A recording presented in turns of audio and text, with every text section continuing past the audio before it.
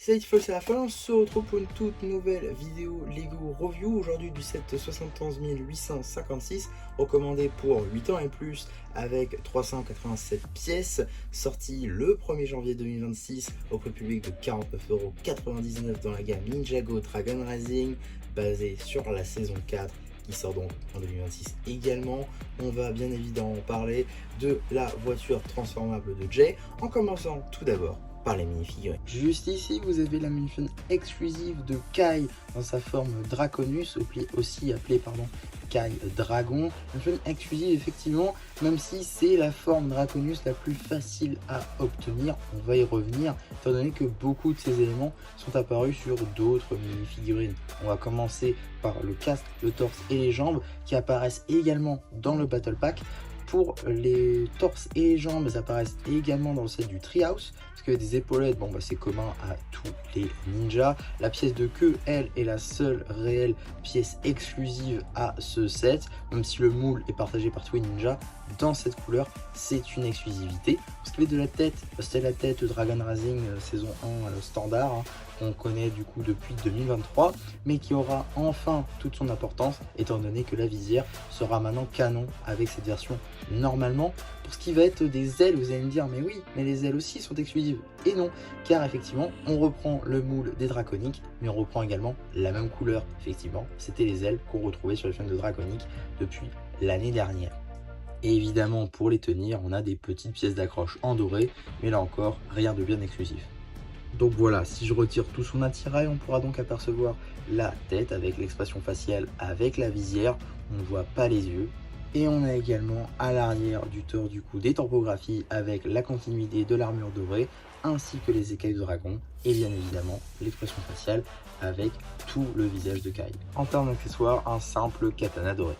Juste ici, vous avez la figurine de Jay dans une version plutôt classique, on va dire, de Jay. C'est la tenue qu'on est censé voir de lui dans la saison 4, à l'exception des épaulettes qui ne sont pas présentes sur cette version. Un petit peu dommage d'ailleurs. Sinon, pour ce qui va être des autres éléments, le torse et les jambes apparaissent notamment dans le set du Treehouse, dans la version complète de sa forme dragon. Un foulard du coup en Earth Blue, apparu depuis 2015 sur la figurine de Gultar. Voilà, moule depuis 2014. Parce que de la tête, ce sera la toute nouvelle tête de 2026 qui apparaît également dans le set du display. Et pour les cheveux, on a le retour des cheveux de The Island qui normalement devrait être canon. Et ça, c'est cool. L'arrière de la minifigurine est lui aussi très détaillé avec la continuité de l'armure dorée ainsi que les écailles de dragon. Si je lui retire son foulard ainsi que ses cheveux, on pourra donc apercevoir un Jay pas du tout content ainsi qu'un Jay un peu plus plaisantin. En termes d'accessoires, un katana doré. Juste ici, vous avez la figurine de Nia, une figurine exclusive à ce set. Effectivement, dans cette configuration, c'est une figurine exclusive. Néanmoins, tous ces éléments ont déjà été vus par le passé ou dans d'autres variations de Nia. On va commencer par les cheveux, première apparition en juin 2021 avec du coup la seconde vague Ninjago Legacy du 10e anniversaire avec du coup sa figurine anniversaire. Notez toutefois que le moule a été normalement pensé pour la figurine de Niad. Ce qui est de la tête sera la tête du film, ce qu'il y a de plus classique. Le foulard ici, première apparition en janvier 2021 dans l'Epic Battle Set de Zane. Ce qui est du torse et des jambes. On retrouve depuis ce début d'année 2026 dans la toupie contre le monstre mutant ou encore dans sa forme Draconus, notamment disponible dans le set de Ryu. Si je lui retire tout son attirail, vous pouvez donc apercevoir les imprimés du torse avec ce Dark Red, le doré et le Dark Azure qui pour Nia marche vraiment très bien, ainsi que la première expression faciale, une Nia qui sourit. Si je retourne la minifigurine, on pourra donc apercevoir les imprimés arrière avec la continuité de l'armure dorée ainsi que les écailles de dragon et également une Nia qui sourit encore plus. En termes d'accessoires, un simple katana doré.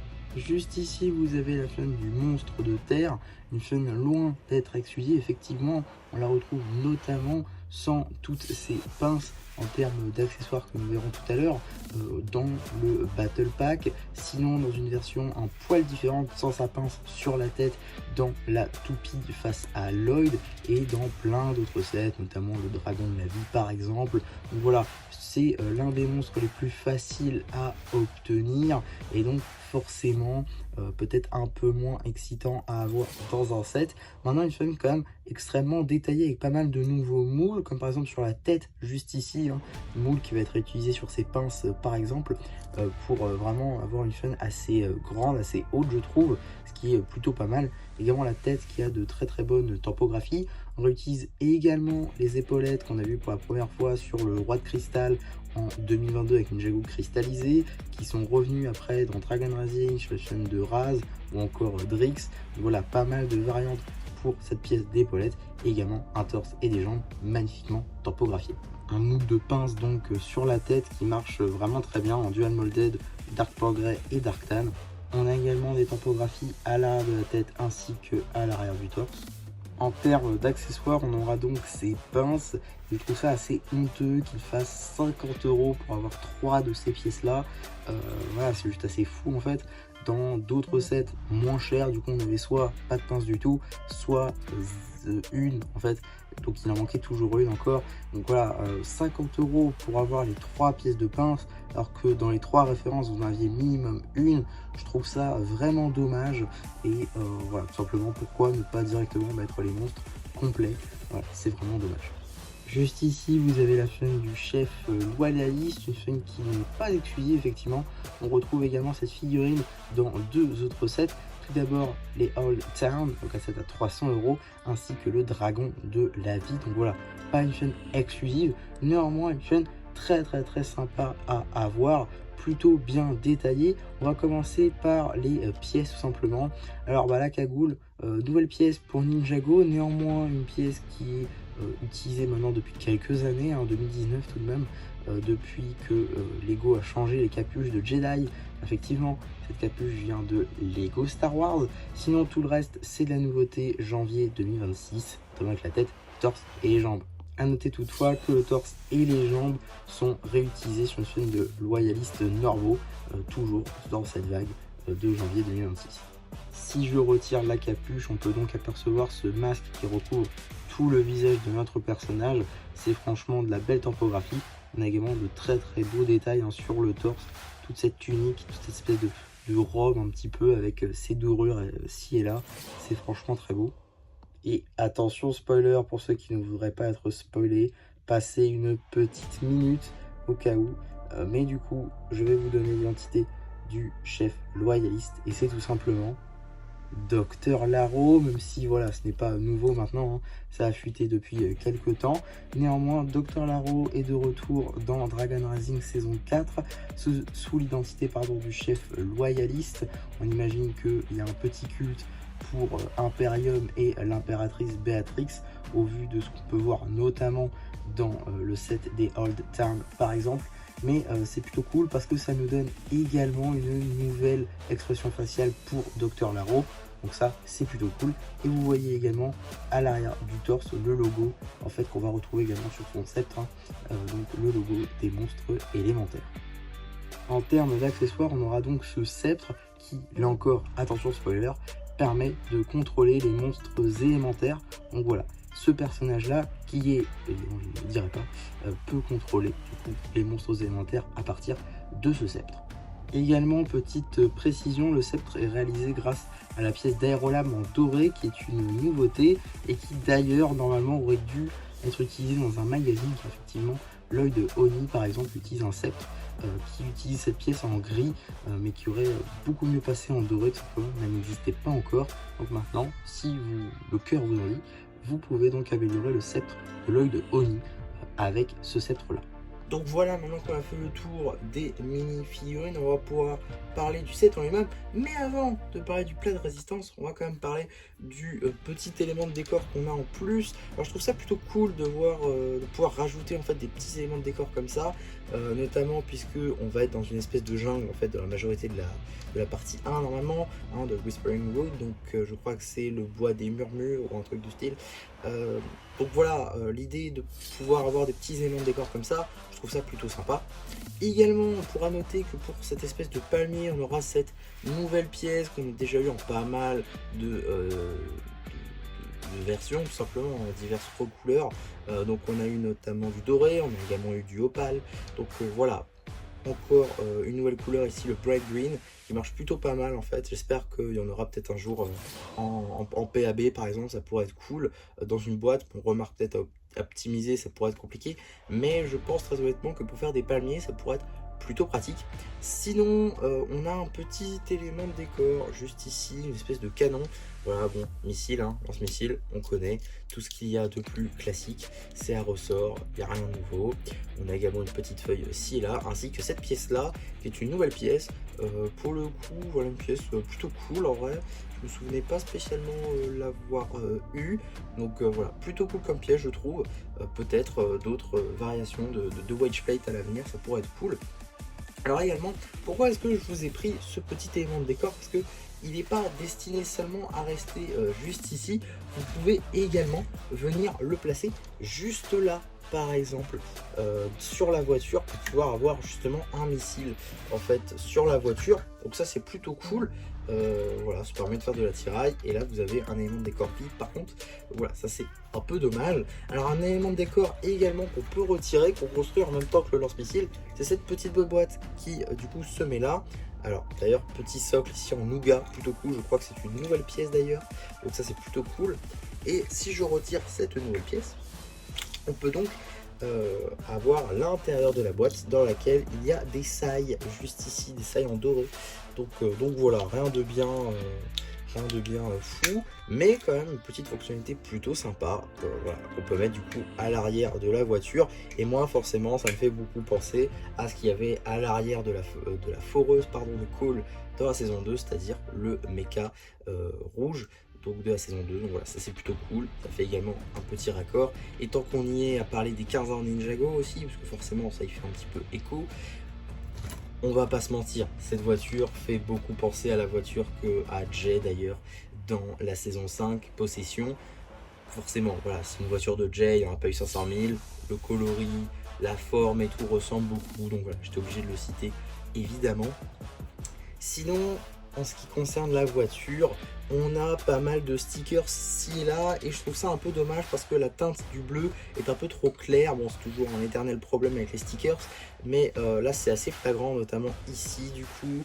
On en a également un là, un là. On a également, alors là ça se voit beaucoup moins, alors oui, alors ça se voit beaucoup moins, même aussi pour vous le montrer. Ici, voilà, là vous le voyez un peu, juste là. Petits stickers également pour montrer l'état de la voiture tout simplement. Et on a également d'autres stickers juste ici, voilà, sur les fanions qui rendent assez bien, je trouve. C'est, on dirait presque les mêmes dragons que ce qu'a Arin sur sa tenue par exemple. Donc voilà, et on a également d'autres stickers juste ici. Voilà, bon, là encore c'est pas trop flagrant non plus parce que les pièces sont un petit peu cachées, mais sinon voilà. Et on a également un dernier stickers que je dois vous montrer juste après la fonctionnalité du set. C'est une voiture transformable et donc la transformation se fait de la manière suivante. Voilà, on peut tourner cette partie-là de la voiture et donc on peut découvrir le dernier sticker qui est juste ici sur cette tête de dragon qu'on a vu pour la première fois dans Ninjago Evo, revenu avec cristallisé notamment sur la moto de Jay ou encore sur l'Ultra Dragon doré tout simplement. Donc voilà, on a également ces petites pièces de griffes juste ici de 2023. Donc voilà à ce niveau-là, petite transformation qui... Voilà, on s'imaginait des choses, hein, d'autant que l'année dernière, on a eu le jet transformable de Lloyd, qui donnait soit un avion, soit un robot. Donc effectivement, tu t'attends à un truc de ouf, et finalement, tu te retrouves avec ça. La fonctionnalité reste pas mal, mais bon, forcément, on s'est fait des idées. Donc voilà, c'est vrai que c'est pas vraiment une voiture transformable en tant que telle. Maintenant, à voir si ce sera vraiment comme ça dans la série ou s'il y aura d'autres changements, bien évidemment. En tout cas, une autre fonctionnalité que je trouve plutôt cool, c'est le fait que les petites scies, juste ici, bougent également en fonction de la transformation. C'est-à-dire que sans transformation, elles ne bougent pas. Et avec transformation, elles bougent. Donc vous voyez ici, voilà, ça tourne. Et si je fais ça, si je la détransforme, eh bien, elle ne bouge pas tout simplement parce que ici, la voiture est surélevée, tandis qu'ici, la voiture, en fait, est quasiment au ras du sol, ce qui fait que, du coup, les roues juste ici peuvent fonctionner et donc faire tourner les scies. Donc c'est plutôt ingénieux, plutôt sympa. J'ai beaucoup aimé cette fonctionnalité et même la construction en elle-même était assez intéressante pour cette voiture. Donc voilà, à ce niveau-là, On a également un cockpit assez large qui permet donc d'y mettre 2 mini-figurines, une fan de Jay, une fan de Nia, même si en vrai vous pouvez mettre n'importe qui vous voulez, hein. C'est évident. De ce côté-là, on a quand même le petit volant, bien évidemment, juste ici. Voilà, vous avez le petit volant. On a également le frein à main, juste ici, qui est représenté. Ça, c'est plutôt cool. Et sous le petit écran qu'il y avait juste ici, je sais pas si ça va bien se voir, mais vous avez une sorte de petite voiture. Voilà, imagine, c'est une petite décoration de le cockpit. C'est plutôt cool, ça rajoute du détail. J'aime beaucoup. Et voilà globalement ce qu'on peut dire en fait sur cette petite voiture. Globalement, je pense que c'est un très très bon jouet. Il y a beaucoup de fonctionnalités plutôt sympas, notamment bah voilà, hein, l'idée de pouvoir transformer la voiture. Je trouve ça plutôt cool comme fonctionnalité. Ça fait tourner les scies, etc. Je pense très honnêtement que ce sera un set qui sera beaucoup demandé de par notamment les mini-figurines, hein, car forcément ça fait vendre et dans une tenue exclusive encore plus. Même si en vrai, à part la queue, il n'y a pas grand chose d'exclusif évidemment. On aura évidemment le méchant principal de cette partie 1. On a également un monstre, bon, qu'on a en beaucoup d'exemplaires déjà, hein, mais forcément Jania aussi, l'un des personnages phares, on va dire, et les plus importants pour cette saison-là. Donc forcément, je pense que niveau figurine, ça fera acheter, et même le véhicule en lui-même est un très très bon jouet et un très bon modèle. Donc voilà, je pense que faut peut-être un petit peu attendre, hein. Je pense que ce sera trouvable dans les 35-40 euros et là ça vaudra beaucoup plus le coup. 50 peut-être un tout petit peu trop cher vu le compte de pièces, mais voilà globalement pour ma review de ce set. J'espère en tout cas que ça vous aura plu. Surtout n'hésitez pas à me le dire en commentaire, n'hésitez pas non plus à liker la vidéo, à vous abonner, à partager, et moi c'était MC qui vous dit